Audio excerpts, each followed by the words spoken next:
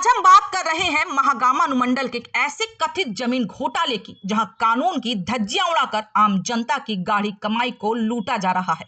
मामला मौजा चमगोड़ा दारुन बलिया का है, जहां प्रधानी जोत की सुरक्षित जमीन को धोखाधड़ी से बेचा जा रहा है।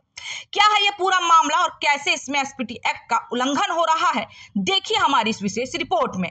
महागामा अनुमंडल के मौजा चमगोड़ा दारुन बलिया में जमीन की खरीद बिक्री का एक बड़ा खेल सामने आया है।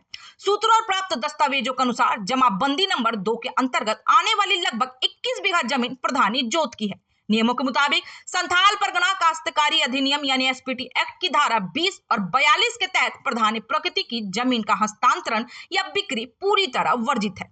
इतना ही नहीं, माननीय उच्च न्यायालय ने भी इस तरह की जमीनों की खरीद बिक्री पर रोक लगा रखी है। इसके बावजूद इस जमीन के मकड़जाल में फंसे हैं समरुआ पटुआ थाना मोतिया ओपी के निवासी शिवशंकर कुमार।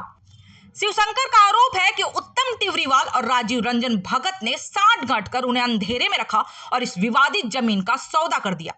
एसपीटी एक्ट की धारा 20 और 42 स्पष्ट रूप से गैर हस्तांतरणीय जमीन की सुरक्षा करती है। हाईकोर्ट के स्टे ऑर्डर के बावजूद प्लांटिंग और बिक्री जारी है। सूत्रों का दावा है कि इस जमीन के खेल में करोड़ों की काली कमाई खपाई जा रही है। वहीं न्याय मांगने वाले व्यक्ति को सुरक्षा देने के बजाय उसे डराया जा रहा है।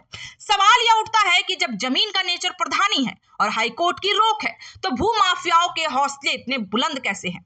केचुआ चौक से एकचारी जाने वाले मुख्य मार्ग के पास हो रही इस प्लांटिंग पर प्रशासन की चुप्पी कई सवाल खड़े करती है। आखिर क्यों एक आम आदमी को न्याय मांगने पर धमकियां मिल रही है?